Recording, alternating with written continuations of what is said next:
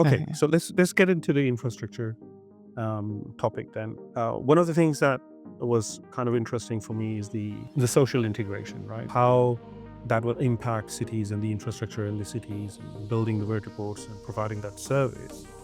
Either is people air taxi transportation, or it is goods and services. Particularly, my favorite topic is emergency services and how that can be sort of a test bed and an easy to sell to the public kind of thing, acceptance wise. I don't see many people complaining about, we don't want any emergency services.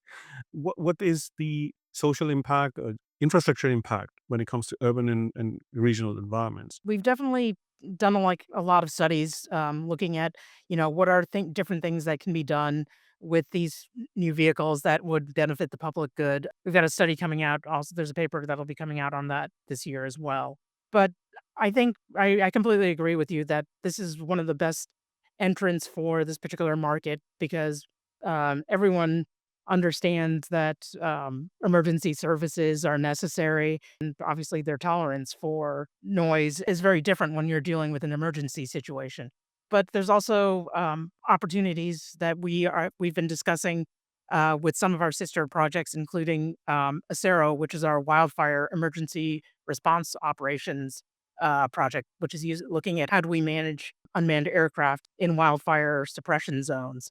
And so one of the things that we've been talking about with them is, well, this is also an opportunity for us to bring in these type of urban vehicles, in case of a medical emergency in a wildfire region. So somewhere where we'd see a lot of mixed operations between. There's Yeah. always some kind of wildfire problem, right? So that makes sense. Yeah. So Yeah. So we are so this is another potential application about, well, we need to get we have a medical emergency in a fire region. How would you manage, how would you manage to get that vehicle in and out safely? And then how do you and then once it's out of the wildfire region, how do you bring it to an emergency service like a hospital?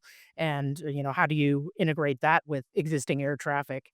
So I think a lot of the problems that we see in normal commercial operations would be, is this is another way that we can kind of look at those problems in a situation where we understand we can learn about the complexities and learn about those interactions. But I think, what people will find is like if we bring these vehicles in for these public good missions, I think that will really help with community acceptance.